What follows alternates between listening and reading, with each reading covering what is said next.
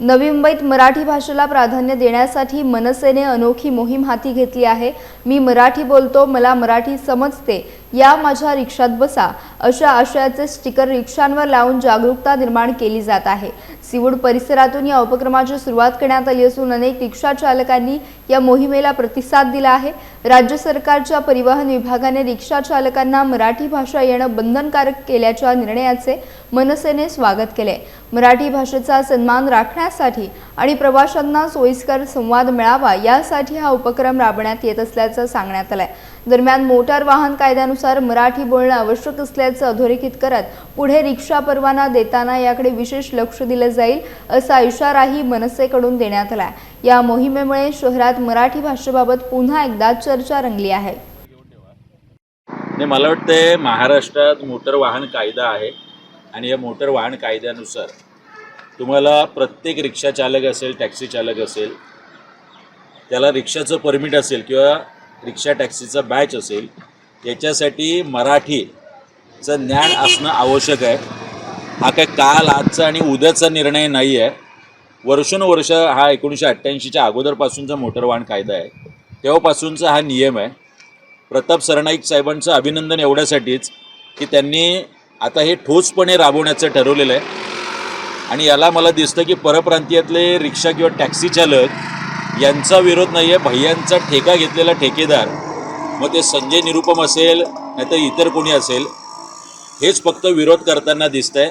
अनेक परप्रांतीय रिक्षा चालक आणि टॅक्सी चालकसुद्धा आमच्याकडे येत आहेत आणि मी मराठी बोलतो, मला मराठी समजते आणि या माझ्या रिक्षात बसा अशा स्टिकर त्यांनी स्वतःच्या रिक्षावरती लावून घेतलेले आहेत। त्यामुळे मला हे सांगणं आहे प्रत्येक रिक्षा चालक, टॅक्सी चालकाला की आपण भाषावर प्रांतरचना झालेली आहे।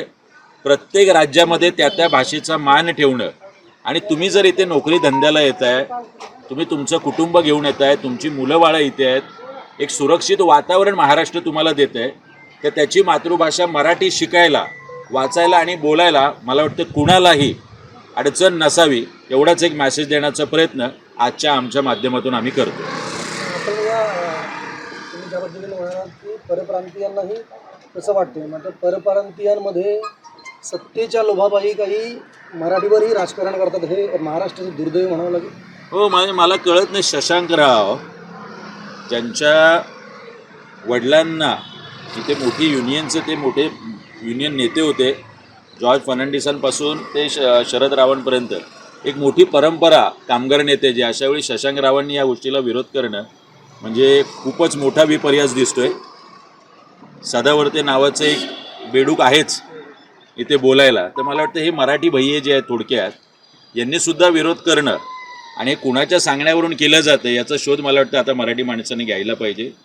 ही लढाई आहे मराठीच्या बद्दलची आणि त्याच्यामध्ये प्रत्येकाने सहभागी होणं महत्त्वाचं आहे। शिवसेनेचे एक मंत्री अशा प्रकारचे आदेश करतात आणि शिवसेनेमधलेच संजय निरुपम सारखे नेते पुढे येऊन अशा प्रकारचा विरोध करताना दिसतात। मला वाटतं आता एकनाथ शिंदे साहेबांनी याचा योग्य तो विचार केला पाहिजे आणि सगळ्यात पहिल्यांदा हे संजय निरुपम आणि अबू आझमीसारखी जी मंडळी आहेत यांनाच महाराष्ट्रातून हाकलून दिलं पाहिजे, तरच अशा पद्धतीने बोलण्याची हिंमत या महाराष्ट्रामध्ये संजय निरुपमसारखे फडतूस माणसं करू शकणार नाही।